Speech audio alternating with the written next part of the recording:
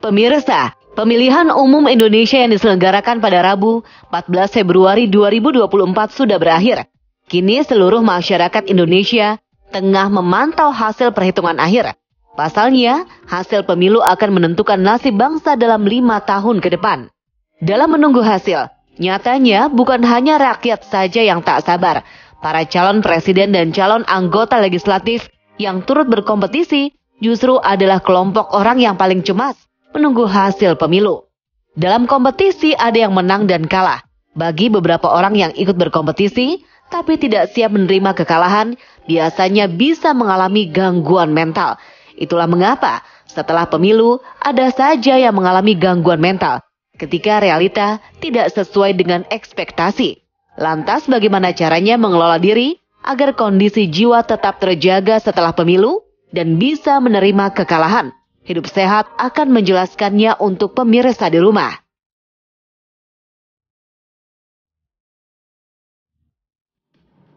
Halo, selamat pagi pemirsa TV One. Senang sekali kembali menyapa Anda pemirsa dalam Hidup Sehat pagi hari ini. Wah, semangat pagi banget ya. Tadi kita sudah lihat bersama pemirsa bahwa kita sudah melewati pesta demokrasi, sudah memilih pastinya ya. Anda sudah menggunakan hak pilihnya belum? Pastinya pemirsa, kalau misalnya Anda memilih, itu pilihlah dengan segenap hati, bukan segenap jiwa. Betul, supaya kalau nanti gak kepilih atau pemimpin yang dipilih ini gak menang, gak sakit jiwa tapi sakit hati aja. Cukup ya Sel? Cukup sakit hati aja ya kan. Karena kita nih juga akan membahas hal tersebut. Kayaknya gak afdol nih kalau kita berdua aja. Betul. Kita perlu undang seorang dokter yang akan membahas lebih rinci mengenai hal tersebut. Nah, sudah ada di tengah-tengah kita Dr. Iman Firmansyah, dokter spesialis kesehatan jiwa. Selamat pagi dok. Pagi. Nah, kita pastinya sudah milih ya dok. Pasti para pemirsa, masyarakat, semuanya, aku dan Adia dokter, pasti kita kan punya pilihan masing-masing dok. Nah, kalau kita punya impian nih, punya pandangan, hasil kita itu nggak sesuai dengan apa yang diharapkan, itu bisa mengakibatkan gangguan mental. Sebenarnya fakta atau mitos sih dok? Fakta. Fakta. Kenapa nih dok? Yang namanya masalah itu kan harapan tidak sesuai dengan kenyataan. Itu pasti akan menjadi masalah. Apalagi masalah mental. Jadi apakah yang namanya masalah mental itu adalah suatu kondisi di mana ada masalah pada pikiran, perasaan, perilaku, dan juga suasana hati. Orang yang bermasalah dengan mental atau pilihannya tidak sesuai dengan kenyataannya, itu pasti ada perasaan moodnya yang tidak baik. Oke, berarti kalau kecewa, sering kecewa sama sesuatu, ini juga bisa menyebabkan gangguan mental ya dok? Fakta atau mitos dok? Kecewa yang mendalam gitu. Betul, yang mendalam, betul, berulang-ulang. Fakta. Fakta. Berarti kita hati-hati juga untuk kalau misalnya kita punya suatu pilihan atau harapan, ini tidak boleh, mungkin tidak boleh terlalu tinggi begitu ya dok ya, ekspektasinya supaya tidak mudah kecewa, atau kita harus lebih legowo begitu ya dok? Siap menerima kekalahan, siap menerima kemenangan. Gimana nih manajemen dirinya dok untuk mengantisipasi hal tersebut nih? Sebenarnya apa sih yang harus kita manage dalam diri kita supaya nanti hal-hal seperti ekspektasi tinggi, hasilnya tidak memuaskan, bahkan kecewa mendalam kayak tadi itu dok, itu nggak terjadi nih? Ya, ekspektasi tinggi itu boleh-boleh saja. Tapi kita juga harus lihat kondisi kita. Apakah memang kondisi kita itu memungkinkan dengan ekspektasi yang tinggi tersebut atau tidak. Nah, apa yang harus kita lakukan dalam hal ini adalah bahwa yang namanya usaha, kita pasti akan berusaha terus. Tapi masih ada faktor lain di selain usaha itu, ada doa. Gitu. Nah, apabila kita tidak menerima sesuatu hal itu dengan perasaan yang ikhlas, nah itu yang jadi masalah. Baik, dok, tapi ini fakta atau mitos? Katanya kalau gangguan mental itu bisa dipicu karena punya pikiran negatif yang terlalu banyak dok. Itu fakta atau mitos? Fakta. Fakta. Karena pikiran negatif itu akan merusak bukan hanya mental kita, tapi fisik kita juga akan terganggu. Jadi yang namanya kesehatan itu kan bukan hanya sehat secara fisik, tapi yang sehat paripurna menurut WHO itu adalah sehat secara fisik, mental, dan juga sehat secara sosial. Sebenarnya ciri-cirinya tuh kayak gimana sih dok kalau misalnya kita merasa deteksi dini nih dok, kalau misalnya kita ada gangguan kesehatan mental. Soalnya ada beberapa orang nih yang mengisolasi diri, tiba-tiba menjauhi orang-orang terdekat. Itu gimana nih dok? Fakta atau mitos? Fakta. Jadi kita juga bisa melihat kepribadian orang berbeda-beda. Ada yang kepribadiannya tadi yang ada introvert, extrovert, tapi tidak ekstrim. Gitu. Yang namanya ekstrim itu dia mengurung diri di kamar, tidak mau makan, bahkan tidak mau bicara, tidak mau keluar kamar, tidak mau berbersih diri, mandi, dan lain-lain. Jadi pokoknya energi sudah tidak ada. Energi, jangankan energi untuk melakukan suatu hal kegiatan di luar rumah. Untuk energi bangun dari tidur aja sudah malas. Nah itu harus hati-hati. Ini juga fakta atau mitos kalau katanya orang yang memiliki gangguan jiwa atau mental itu sebenarnya mereka nggak butuh nasihat, tapi butuh ditemani. Itu fakta atau mitos, Dok? Fakta. Ya. Jadi gini, orang gangguan jiwa itu jangankan diberi nasihat. Diajak ngobrol aja pasti nggak dengar. Pasti nggak dengar. Karena kan gangguan jiwa kan kita tadi menanyai gangguan jiwa kan, karena dia hidup dalam dunia sendiri gitu. Jadi harus dibedakan orang dengan masalah kejiwaan juga dengan orang dengan gangguan kejiwaan. Kalau orang dengan masalah kejiwaan itu masih ada realita hidupnya. Tapi kalau orang gangguan jiwa, kadang-kadang sudah tidak ada realita hidup. Makanya kita sering lihat ada yang suka bicara sendiri, betul. Suka marah-marah sendiri dan lain-lain gitu. Jadi saya setuju, harus ditemani. Kita dalami pikirannya. Tapi jangan kita memberi nasihat dahulu. Nah Dok, gimana sih caranya supaya kita itu bisa tahu deteksi dininya, dan juga masyarakat pemirsa pastinya pengen tahu nih sebenarnya hal-hal apa yang harus kita antisipasi, ciri-ciri seperti apa yang harus buat kita itu jadi, oh ini nih harus didalami nih, harus diperiksa dan harus diantisipasi, diwaspadai kayak gitu. Tapi jangan dijawab dulu Dok, karena usai jeda berikut Hidup Sehat akan kembali untuk Anda pemirsa. Halo pemirsa, kembali lagi di Hidup Sehat, dan hari ini tadi kita sedang ngobrol-ngobrol tentang seputar kesehatan jiwa dan juga mental ya Sel. Sebelumnya aku sering lihat kamu nih di Instagram, kayaknya hobinya tuh jalan-jalan terus, self-healing, kayak gitu-gitu. Emang gak boros apa Sal kalau kayak gitu? Nah itu tuh salah satu yang harus kita lakukan Nadia. Nah aku tuh ya biasanya pemirsa suka ngabisin waktu untuk healing, apalagi pas libur, walaupun ya nggak tahu ya libur kan. Tapi setelah itu pasti nyari-nyari healing, tempat-tempat yang bagus untuk misalnya memanajemen stres di dalam diri, supaya nantinya nggak kecenderungan stresnya itu mendalam di. Tapi kalau misalnya kebanyakan liburan, nanti kita uangnya habis, stres lagi, ntar kerja lagi, stres lagi, nyari uang lagi.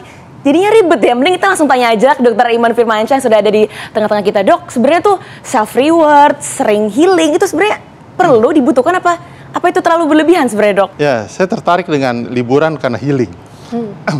Harusnya kan liburan itu kan harusnya pencapaian apa yang kita dapatkan gitu.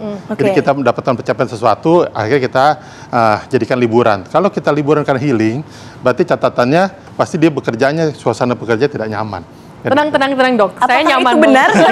Mari kita konfirmasi. Saya nyaman banget di sini ya pemirsa. Aduh.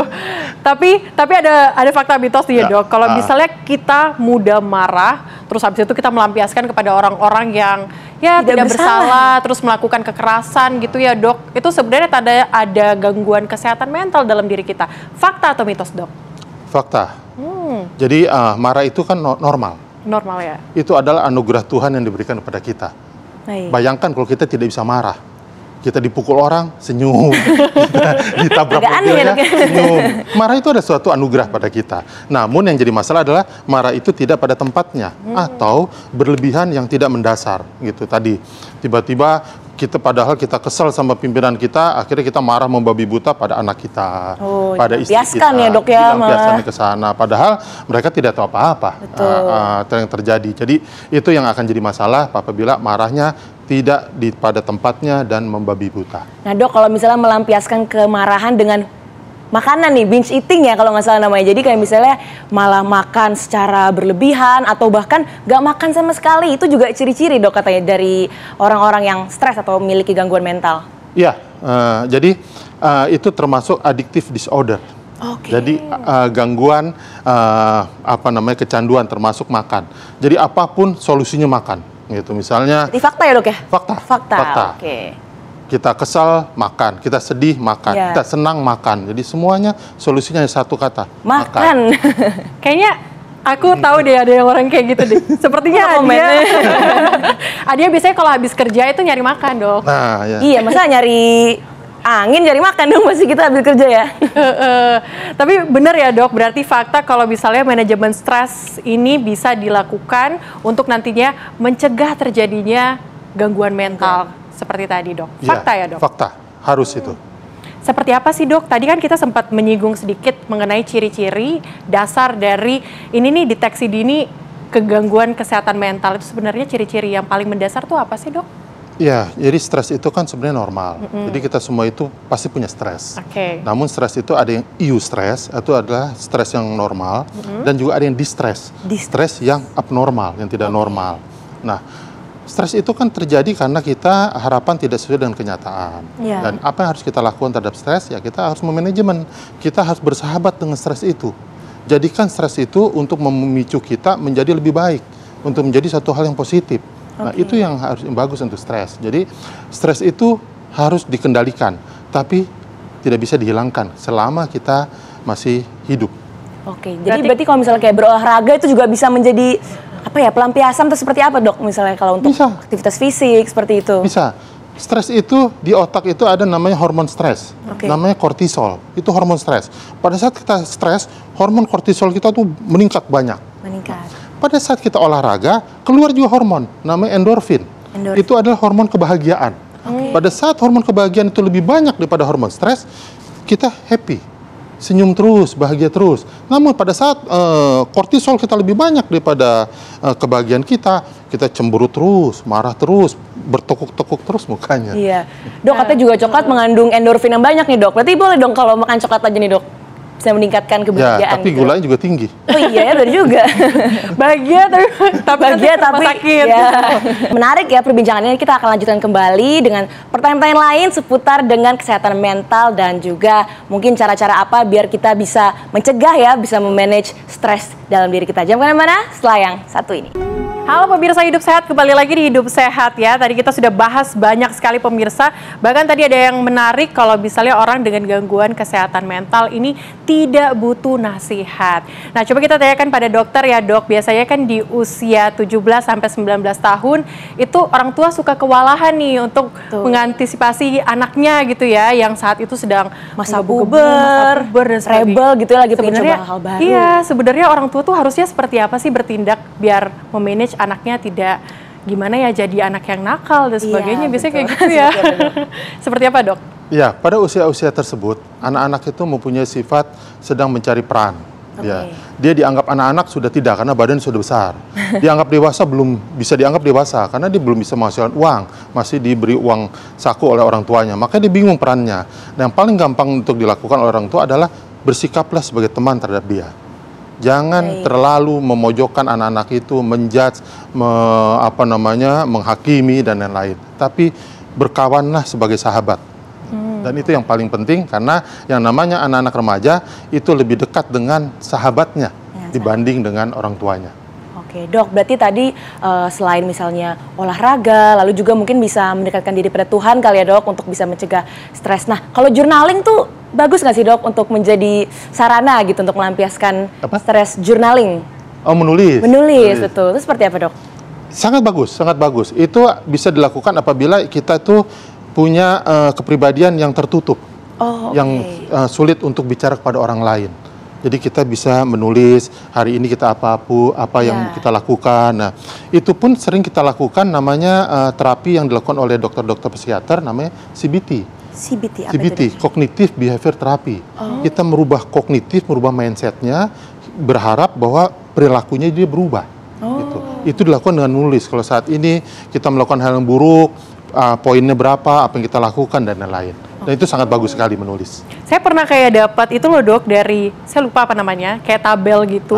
Terus kemudian disuruh tulis sama dokternya, hari ini moodnya gimana, tingkat marahnya gimana. Boleh jelasin sedikit nggak dok tentang hal tersebut? Mungkin buat anak-anak, buat siapapun yang saat ini mungkin sulit untuk mengendalikan emosi diri, kemarahan di dalam diri ya, kayak gitu dok. Mungkin yang dimaksud itu CBT tadi. CBT tadi. Ya. Jadi kadang-kadang kita bingung. Hari ini kok saya marahnya besar sekali. Saya banting-banting pintu, dan lain-lain segala macam. Terus besok saya marah lagi. Tapi kok hari ketiga saya tidak marah gitu. Jadi saya bingung. Nah, itu harus didata bahwa jam segini hari ini saya terjadi kemarahan yang luar biasa. Kalau dibuat skor 0 sampai 10, 0 tidak marah, 10 marah sekali, berapa skornya.